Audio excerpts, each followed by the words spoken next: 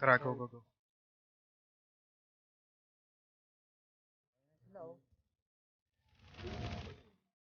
Patay.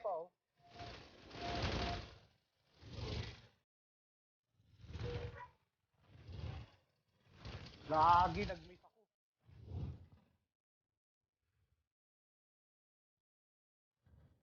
Nag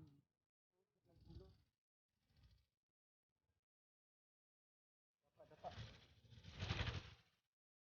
Nag-kill sa akin. Pa.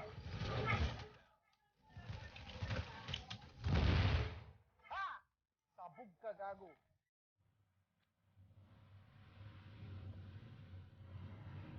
So I'm back with another build video, which I used during my last upload. So let's take a look at my gear. It's 4-piece Alpha Bridge with 2 high ends, and I'm running assault rifles, specifically the lightweight M4 and the FAMAS. The lightweight M4 has 17.2k base damage at 4,800 firearms, and the talents that I have on it are Brutal, Deadly, Fierce, Vicious, Unforgiving, and Uncomplicated. Now let's talk about the talents a little bit. With patch 1.5 and 1.4, there were so many changes with the talents, but these 5 talents, Brutal, Deadly, Fierce, Vicious, Unforgiving, are still at the top tier when it comes to damage.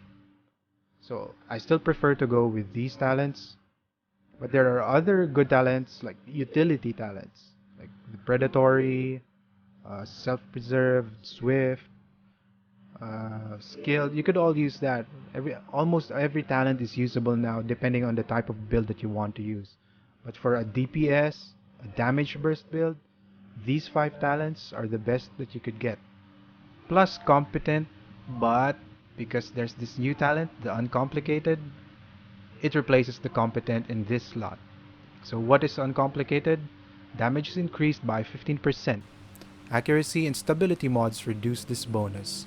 So we don't know yet how much damage bonus is decreased each time you put accuracy and stability mods.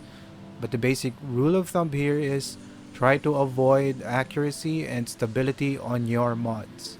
Uncomplicated is really good when it comes to Alpha Bridge, because let's say you have the lightweight M4, which has a higher base damage than the FAMAS. It gets a huge boost from uncomplicated, like 15%. That's really, really high. Even responsive can't even come close to this. So for me personally, these 6 talents are the best talents that you could have when running Alpha Bridge. So let's take a look at the mods. Generally, I focus on headshot damage when modding my weapons. For example, the muzzle, it has 18% headshot damage, 3% crit hit chance, and 5% optimal range. For the scope, 16% headshot damage, 4% crit hit damage, and 3% crit hit chance. For the underbarrel, 19% crit hit damage, 4.5 optimal range, and 4% reload speed. On the magazine, I use an extended mag with 115% mag size, 3% crit hit chance, 5.70 rate of fire. Now for the FAMAS, my mods are same story. Headshot damage on the muzzle and on the scope, crit hit damage on the underbarrel, and extended mag on the magazine. Now let's take a look at my weapon sheet stats. Weapon damage at 19,600, crit hit chance of 33%. If you add Pulse and Savage, I'm at 59%, almost at cap. 77% crit hit damage, and 121% headshot damage. This is where you get your melting power from, headshots. So when using assault rifles, try to aim down sights as much as possible. Use the mid-game range. Don't go too close immediately. Try to pick them out from mid-range. Use headshots. And down 2 or 3 players before they even come close. That's what I do. So enemy armor damage, I'm at 30%. Some people would like to run 50% or higher, but personally, I'm okay at 30% as long as you have good weapon talents, such as Brutal, Deadly, and Unforgiving, which gives you outright weapon damage boost. Whereas for enemy armor damage, you have to factor in the amount of armor that your opponent has. So I would rather have talents that are outright that have outright damage increase instead of having to compute and having a subjective data from your opponent. But don't get me wrong, destructive or enemy armor damage is a really good stat to have. Now let's take a look at my gear. As always, roll armor wherever possible. For the chest, armor roll with health and ammo capacity. I have 2 stamina mods with armor. This exact stamina mod, you could get it at East 42nd checkpoint, I think, if I'm not mistaken. It will be reset this Saturday, so get yours while it's still there. For the mask, I have a very low base armor mask with crit hit chance and burn resistance. Preferably, I don't know if I could roll enemy armor damage here, but preferably if it can, I'd go for enemy armor damage. Stamina mods with armor. For the knee pads, armor rolls. One important note for the knee pads is you have to roll enemy armor damage here. So it has stamina mod with armor and pulse crit hit chance. For the holster, armor rolls and 1200 points for each stat. Try to look for a holster with 1200 and up when it comes to points, stat points. Pulse crit hit chance for the performance mod.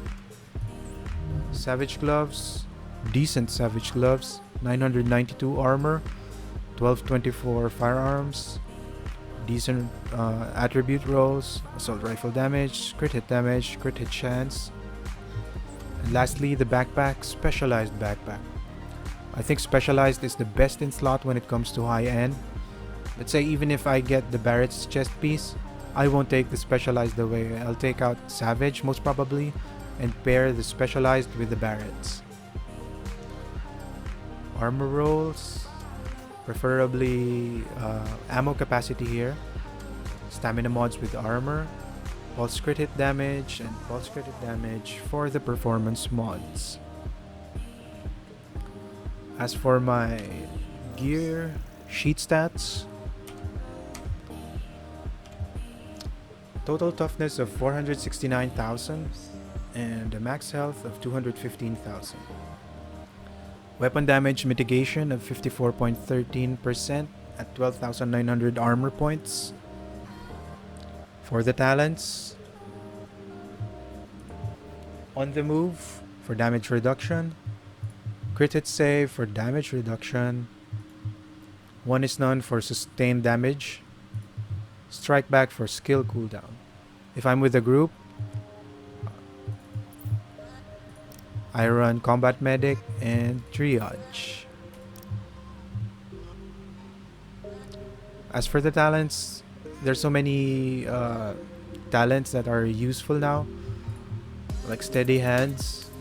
If you're not comfortable with using assault rifles without any stability mods, you could use this.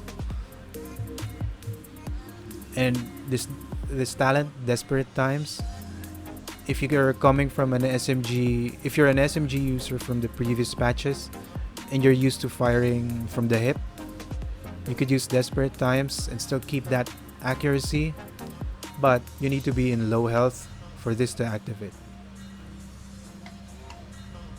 For my skills, Pulse Scrambler, because I'm at the dark zone at all times. You don't want other agents pulsing you and giving away your location. For the heal, I'm using a booster shot. The thing with the booster shot is it gives more effective health because of its damage mitigation as compared to the overheal of the overdose. So if you're a solo player, I highly suggest you practice with booster shot. It has a very low heal, but the moment you pop it, you get plenty of damage resistance, therefore giving you more effective health than a full health with overheal. For the ultimates, it's up to you. I preferably run with Tactical Link always for more burst capabilities. This is my build, and if you like it, don't forget to click the like button. If you think my videos are awesome, don't forget to subscribe. And if you think this video can help other players, your friends, new players, be sure to share it. And I'm always looking forward to your comments, suggestions, even the bad comments. If you hate my videos, put it in there. I'll try to make you into a believer. That's it. And see you in the dark zone, boys. Good luck with all the farming.